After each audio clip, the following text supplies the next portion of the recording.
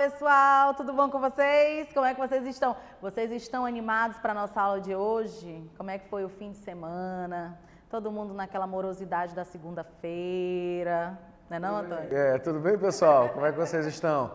Hoje nós vamos dar prosseguimento à aula da última semana, na qual nós falamos sobre o planejamento da redação do Enem. Você lembra que nós vimos um exemplo a partir do tema do Enem 2013, que falava sobre a lei seca, e de como você poderia planejar aquela redação com base no modelo que nós apresentamos na semana retrasada.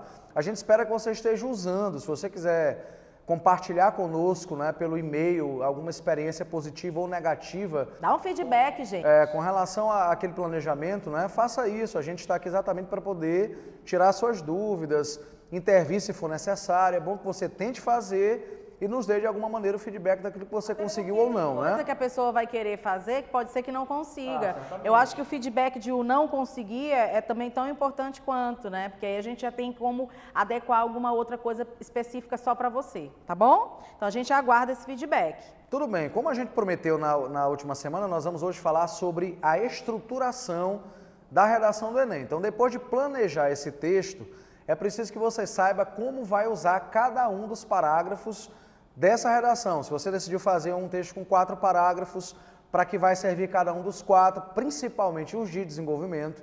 Se você decidiu usar 5 parágrafos, para que vai servir cada um desses 5 parágrafos, especialmente os 3 de desenvolvimento, não é isso, Lorena? Agora, Antônio, sabe uma coisa que eu percebo pra caramba? Tem gente que está fazendo o número de parágrafos errado. Meu queridinho, você não está fazendo o número certo para o seu perfil. Exatamente. Você é um aluno que fala muito, está escrevendo pouco, ou é um aluno que fala pouco e está querendo escrever muito? O que eu quis dizer com isso, hein? É preciso que você se conheça primeiramente.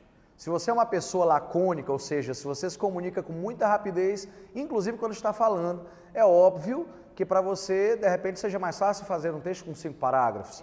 Agora, se você é uma pessoa prolixa, ou seja, alguém que fala muito, que tem dificuldade de se comunicar com rapidez, de repente usar 4 parágrafos seja a melhor opção. E tudo isso também vai depender de um fator decisivo, né, Lorena? Que é a letra que você usa. Se ela é maior, se ela é menor, se ela é mediana, tudo isso vai interferir na escolha da quantidade de parágrafos que você vai usar para escrever o seu texto. No curso presencial, eu sou conhecida como a chata da letra. Por que eu sou conhecida como a chata da letra? Porque ela pede que todo mundo diminua a letra ao máximo. Gente, eu peço. Porque eu sou adepta, assim, daquela questão do espaço, sabe? Eu acho que a gente pode economizar espaço para dizer mais coisas, para falar melhor. Eu acho que a gente pode sempre... Então, assim, eu sempre estou pedindo para os alunos diminuir a letra. É o seu caso? Eu pedi na sua redação para você diminuir sua letra?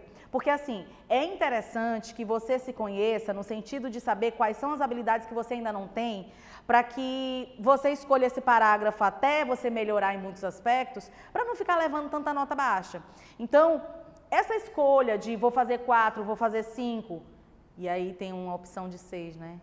Não sei se valeria a pena, tá? Porque para você fazer um texto com 6 parágrafos, eu só visualizo uma possibilidade que é muito difícil de você administrar. Se você usar os 2 últimos para a proposta de intervenção. Isso é raríssimo de fazer. Porque de repente o avaliador veja ou interprete que você fez 2 conclusões. Apesar, nós vamos ver isso daqui a pouco, de que não necessariamente um parágrafo com proposta de intervenção, pelo simples fato de apresentar uma proposta de intervenção, seja um parágrafo conclusivo. Há um elemento aí, um ingrediente nesse parágrafo de conclusão que fará efetivamente com que ele seja conclusivo e não é a proposta de intervenção, certo? Tem uma coisa interessante também que eu queria tocar.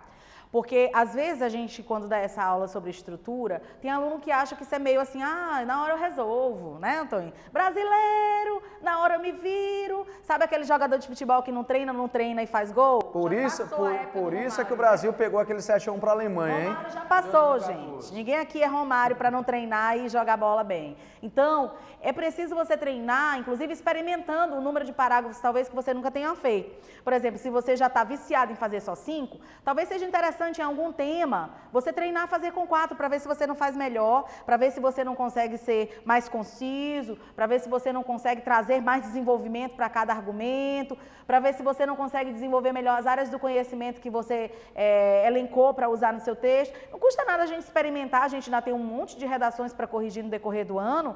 Então, eu se fosse você, né? eu experimentaria um outro, de repente você se encontra numa outra estrutura, né?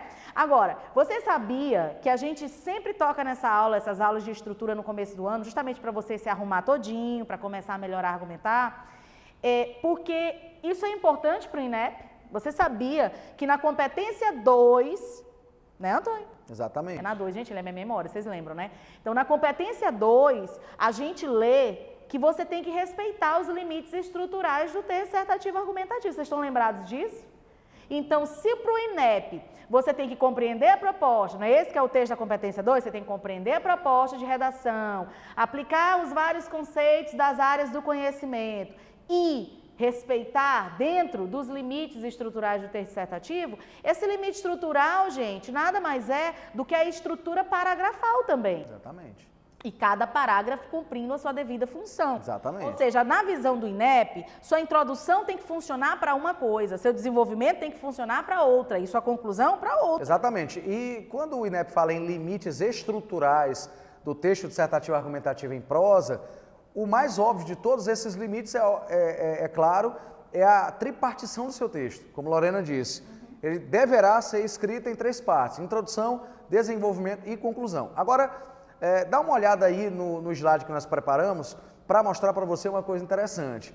O último guia do participante da redação do Enem foi publicado pelo INEP em 2013, mas no ano anterior, no guia, portanto, de 2012, o INEP trouxe, quando caracterizou o nível 5 da competência 2, uma discriminação que não apareceu no guia de 2013, mas isso não significa que o INEP não leve mais essa organização interna do texto em consideração. Dá uma olhada aí com a gente, veja lá o que eles disseram no nível 5, né, o nível máximo da competência 2, no guia de 2012. Pega o material.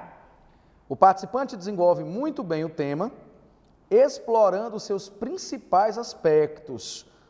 A redação contém uma argumentação consistente, revelando excelente domínio do tipo textual dissertativo argumentativo. Isso significa que o texto está estruturado, por exemplo, com 2 pontos. Uma introdução, em que a tese a ser defendida é explicitada, argumentos, no plural, que comprovam a tese, distribuídos em diferentes parágrafos, ponto e vírgula, um parágrafo final, com a proposta de intervenção funcionando como uma conclusão.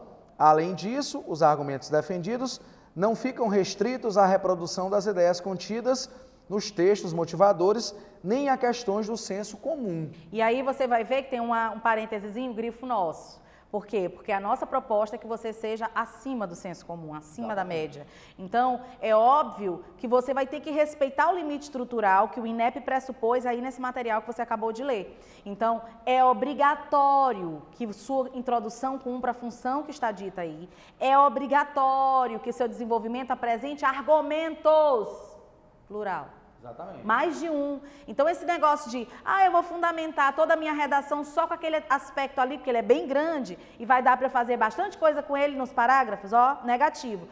Argumentos. Isso significa que você, para todo o tema que a gente trouxe aqui, vai ter pelo menos 2 parágrafos de desenvolvimento. Por quê? Porque você vai precisar separar esses argumentos para poder discutir cada um, para poder esgotar cada um em termos de comparação e de alusão de mundo que você venha fazer. E a conclusão, ou seja, ela precisa ser apresentada em um parágrafo. Exatamente. E a gente não tem aqui necessariamente que é o último parágrafo, mas a gente sabe que a conclusão precisa ser apresentada com proposta de intervenção. Exatamente. Agora sim, há um detalhe aí. Quando você acompanhou conosco a leitura dessa passagem do nível 5 da competência 2 no guia de 2012, eu até na hora de ler pronunciei com mais ênfase o por exemplo. Por que isso, Lorena? Porque certamente o INEP visualiza possibilidades diferentes de estruturação desse texto. Por isso que nós preparamos essa aula para você agora, porque aquela estrutura apresentada com introdução, com a tese a ser defendida, argumentos distribuídos em diferentes parágrafos de desenvolvimento e conclusão com uma proposta de intervenção, é a estrutura básica esperada para uma redação do Enem. Agora, é possível que haja outras formas de você organizar o texto, que é exatamente o que nós vamos ver agora. É porque a gente sabe que às vezes quando a gente fala assim, isso é o mais básico, aí a pessoa diz assim, então eu não vou fazer, porque é o mais básico. Não, gente, o mais básico nem sempre é o pior. E às vezes, eu vou te dar minha opinião, tá? Eu acho que o mais básico é o mais fácil, mas isso não significa que a expectativa do corretor seja frustrada, não. Pelo contrário, o que vai dar um gostinho para a sua redação é a estrutura simples, mas um texto não muito simples, um texto mais elaborado. Então não tem problema nenhum, porque a gente chama de básico, né? A gente não gosta do que é básico, a verdade, a gente gosta de sofisticado. Então, às vezes o que é muito básico para você talvez seja a melhor coisa que você tenha a fazer para poder transformar o seu texto. Na verdade, Lorena, eu costumo dizer que se você perguntar para nós qual a estrutura que mais facilmente me aproximaria de 1.000 na redação do Enem, de todas as que nós vamos ver daqui a pouco, certamente a mais simples de todas.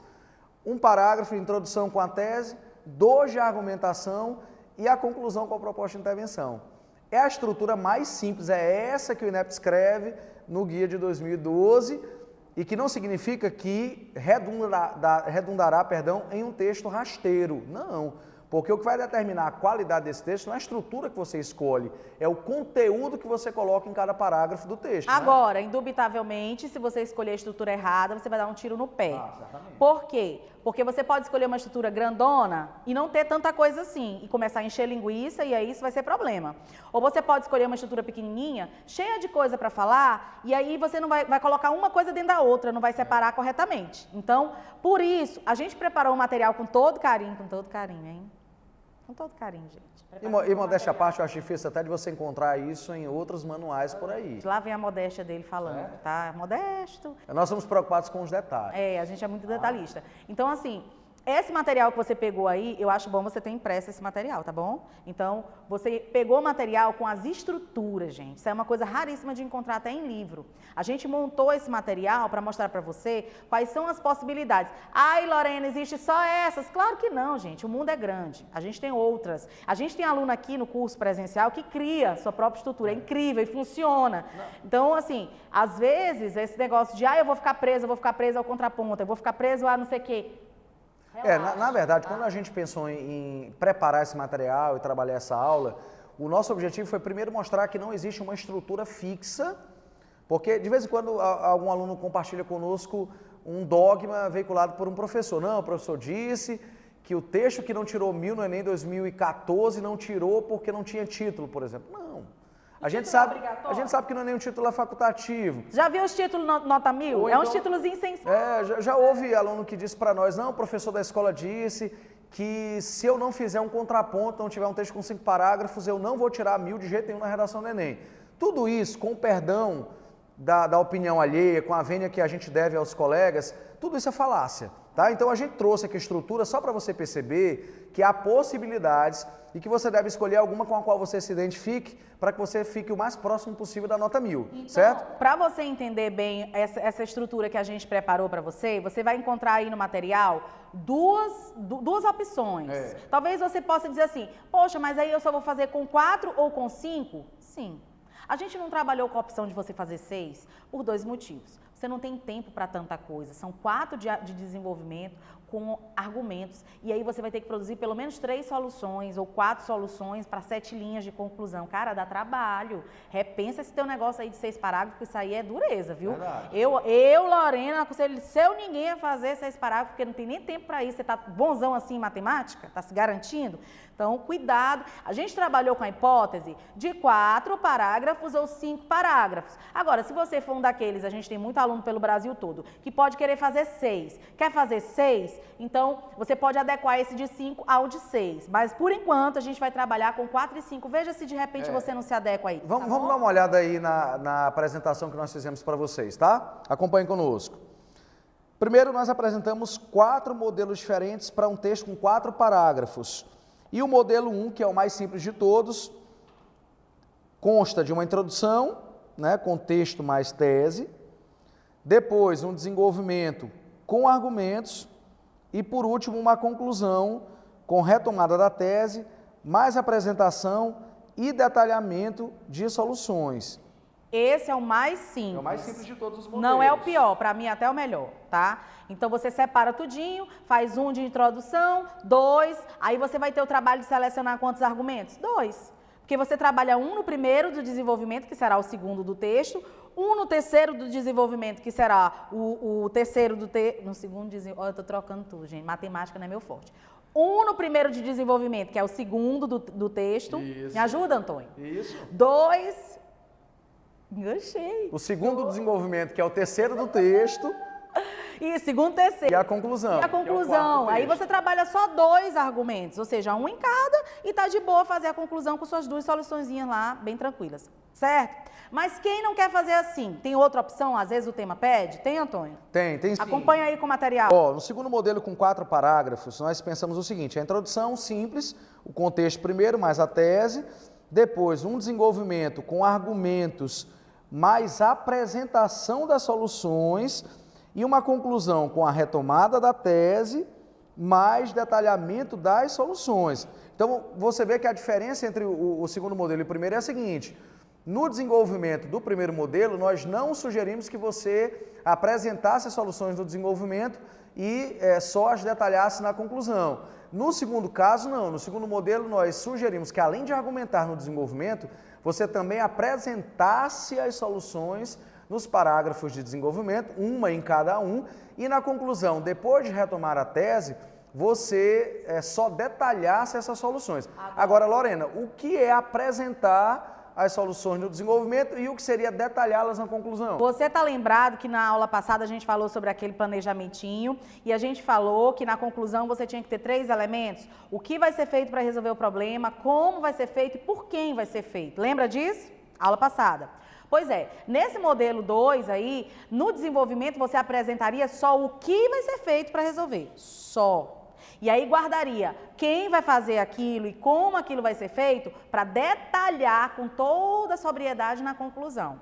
Agora, deixa eu te lembrar também uma outra coisa, bonitinho. Tu tá lembrado que tu vai ter que fazer no desenvolvimento um ponto de vista, mais um exemplo, colocar uma área de conhecimento, vai sobrar espaço para colocar o que fazer para resolver? Se tua letra tá boa assim, investe. Por quê? Porque aí você já desonera a conclusão. Isso. E aí você tem espaço para ser melhor, né? Nesse como, nesse quem, pensar melhor.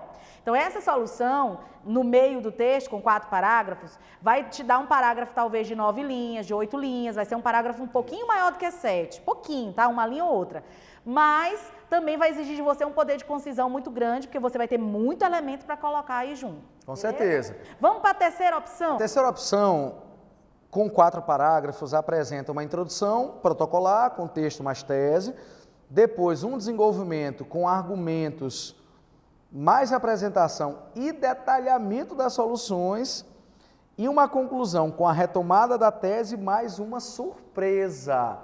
Então, o nível de complexidade, você percebe que vai aumentando modelo a modelo. O modelo 1 é o mais simples, o 2 já tem uma certa complexidade, o 3 é ainda mais complexo. Por quê? Porque além de exigir que você argumente nos 2 parágrafos de desenvolvimento, ele pressupõe que você apresente e detalhe as soluções no desenvolvimento. Cara, tu vai precisar de, no mínimo aí, uma letra Highlander. Exatamente. Não é não? Exatamente. Porque tu vai ter muita coisa, detalhar o que vai ser feito, quem vai fazer e como, bem bonitinho, para ficar com... Agora, lógico, esse parágrafo de conclusão final, ele deve ficar aí com 5 linhas, 4 linhas.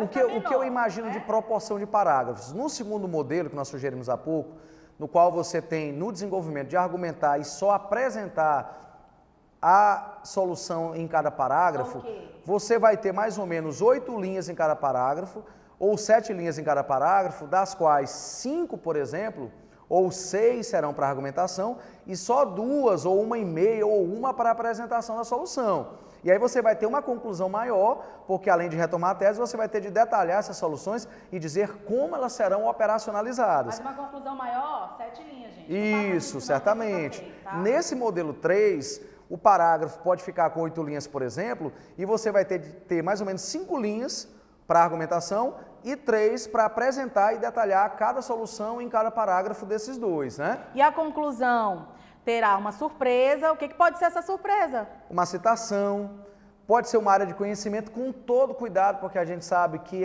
é condenável, de certa maneira, trazer novidades no último parágrafo. Tá? A gente pode até depois trazer para você exemplos de textos que nós encontramos aqui, nos quais o aluno consegue trazer uma área de conhecimento que ele não trabalhou no desenvolvimento, sem que fique a necessidade de retomar isso, ou de ter trabalhado isso antes, ou a impressão de que aquilo era uma novidade e, portanto, não devia aparecer no último parágrafo. Porque tem muita coisa também que é autoexplicativa, né, gente? Que você tem muita coisa, teoria que é muito batida, muita citação que é batida, alguns autores, inclusive, que também são batidos. Então, você não precisa também gastar muita linha explicando, porque é autoexplicativo.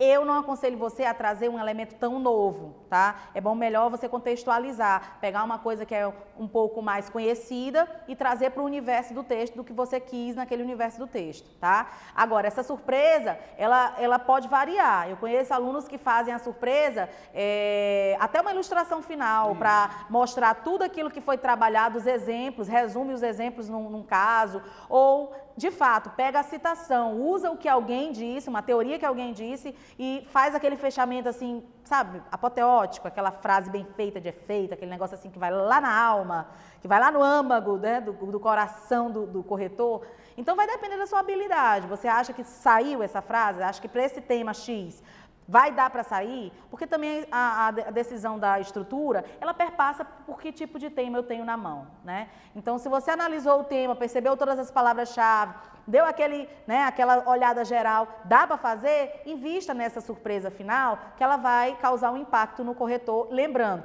a última coisa que ele lê é a última coisa da qual ele vai se lembrar. Certamente. Então, a última impressão também é boa. Vamos ver agora o modelo 4 aqui, com 4 parágrafos. Vejam que ele apresenta uma introdução diferente das outras 3 que nós sugerimos, né? Contextualização do tema, mais tese com soluções.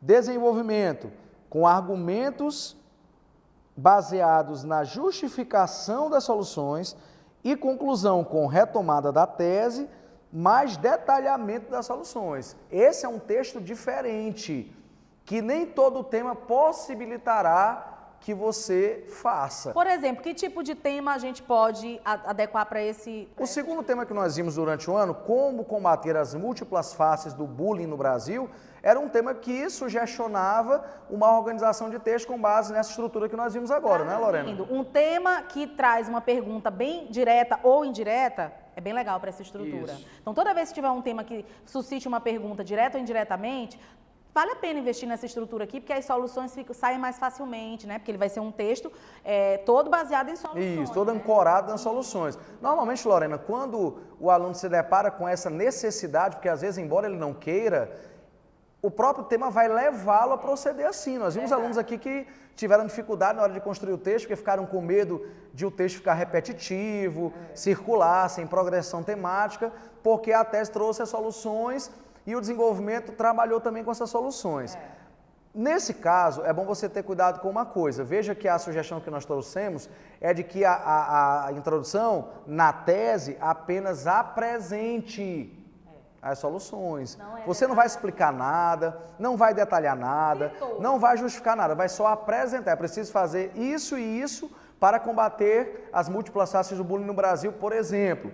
Aí, no desenvolvimento, toda a sua argumentação vai orbitar em torno das soluções que você apresentou no primeiro parágrafo. Ou seja, seu objetivo vai ser provar que o que você sugeriu como solução é a melhor. Exatamente. E tem um detalhe, você não pode depois mudar de ideia. Isso. O que botou na introdução vai ter que segurar até o final. Com base em dados estatísticos, com base em exemplos, com base em áreas de conhecimento, com base em ilustrações, todo o arsenal argumentativo que você puder usar para poder consubstanciar os seus argumentos e justificar aquela solução que você escolheu, você deve usar nos parágrafos de desenvolvimento. E aí, na conclusão, Lorena, depois de retomar a tese, o que é que você vai fazer? Você vai detalhar as soluções. Então, você vai perceber... Por quem vai ser feito, quais são os meios para realizar aquilo que você prometeu o texto todo, que era tão bom. Exatamente. Então, assim, o texto não vai ficar repetitivo. Se você conseguir administrar bem essa estrutura, o texto vai ficar muito bom, vai haver progressão temática, vai haver argumentação, vai haver ilustração, vai haver exemplificação. Vai ter o mesmo trabalho de selecionar, como se estivesse selecionando só opinião e argumento. Isso, e principalmente, não será um texto enfadonho, não será um texto cansativo, e o corretor certamente vai se agradar daquilo que você fizer, certo? Ficou claro? Convenci você a usar 4? É minha favorita.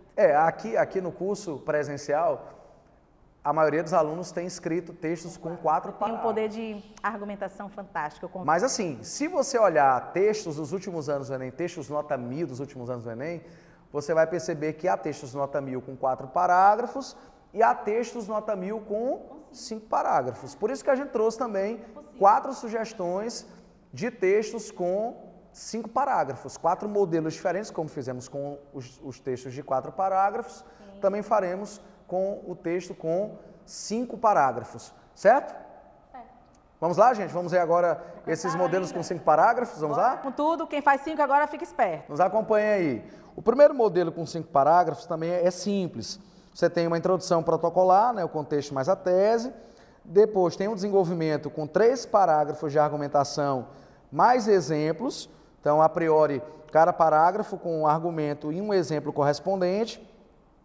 E a conclusão com a retomada da tese, mais a apresentação e detalhamento das soluções. Isso é igual ao simplinho de 4, só que você tem um a mais no desenvolvimento. Exatamente. Entendeu? Então, você vai fazer, em vez de 2 no desenvolvimento, você vai fazer 3. E aí você vai ter que selecionar 3 aspectos distintos daquele tema, 3 exemplos distintos para aqueles aspectos e 3 áreas de conhecimento para trabalhar em cada parágrafo. Exatamente. Então, a diferença é só que aumenta 1 no desenvolvimento, isso. Tá? No segundo modelo.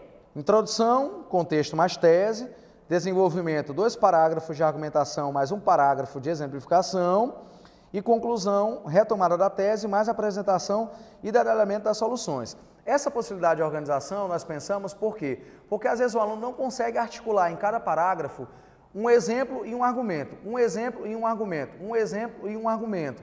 Então, às vezes ele consegue argumentar teoricamente bem em 2 parágrafos, com solidez, com contundência, e aí fica um terceiro antes da conclusão para a apresentação e detalhamento dos exemplos, de acordo com os argumentos apresentados em cima. Não é? Mas isso vai exigir de você um conhecimento muito bom de conjunções, para que você consiga fazer essa ligação do exemplo sem perder, né? Porque às vezes você coloca 2, aí o exemplo do terceiro fica tão desconectado que nem parece que está falando de uma coisa que já tinha sido dita. Então, assim, você tem que ter uma habilidade linguística também muito boa para fazer essa retomada do conteúdo para poder exemplificar. E é bom lembrar... Eu não gosto muito porque eu vejo que às vezes o aluno se perde, o exemplo não fica tão... Porque assim, o parágrafo argumentativo tem um objetivo primário, que é defender a tese. Então, se no primeiro do desenvolvimento e no segundo do desenvolvimento você fez uma advocacia teórica dessa tese, sem nenhum tipo de exemplificação, sem nenhum tipo de ilustração, e traz essas exemplificações no terceiro parágrafo do desenvolvimento, você deve analisar cada um desses exemplos. Ou um exemplo, caso você só traga um. Agora, que englobe os 2 aspectos dos parágrafos. Se você não analisar esse exemplo, ele não vai conseguir dialogar com a sua tese que está na introdução e, portanto, não vai ser capaz de defender. Ou seja, o que o Antônio quis dizer aqui, se você trouxer só o exemplo seco, matou, passa para a conclusão, ele não vai ter a função que ele tem que ter. A função dele é provar o que você disse anteriormente. Então, ele além de estar ligado, conectado sintaticamente com esses 2 parágrafos, ele precisa ser um exemplo que mostre na realidade, na prática, uma coisa que teoricamente você acabou de explicar. Então, você precisa opinar no final. É inevitável que você comente o exemplo.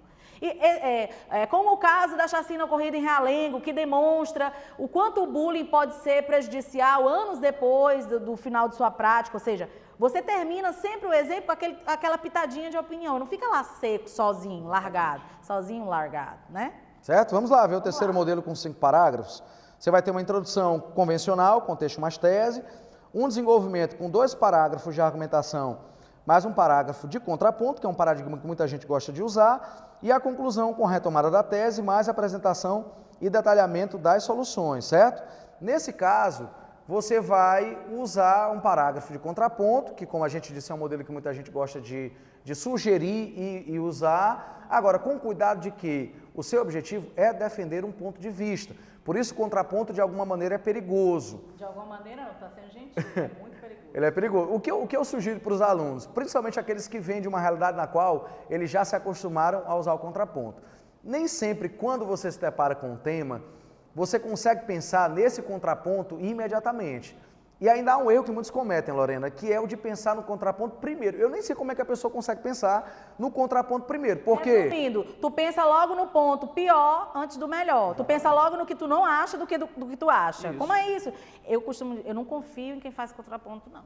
É um povo assim estranho. Mas, gente, você pode usar. Se você souber usar, use. Se souber usar, traduzindo o que o Antônio quis dizer, o contraponto não vai contradizer, ou seja, negar o que você disse anteriormente, beleza, investe nele. Exatamente. Mas se você está percebendo, com o uso da linguagem, com o exemplo que você tem para dar, que esse contraponto, na verdade, ele está mais forte do que aquele exemplinho ali do ponto, aborta.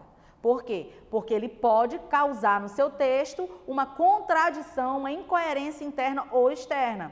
Então, eu tenho, assim, sempre receio quando o aluno vai fazer o contraponto, justamente porque ele pode funcionar, né, sair pela culatra. Exatamente. Vamos dar uma olhada agora no quarto modelo com 5 parágrafos. Introdução convencional, né, contexto mais tese. Desenvolvimento com 2 parágrafos de argumentação, mais 1 parágrafo para parte das soluções e uma conclusão com retomada da tese, mais apresentação e detalhamento da outra parte das soluções. Isso vai acontecer quando você tiver muitas soluções para apresentar, por exemplo, 3 soluções.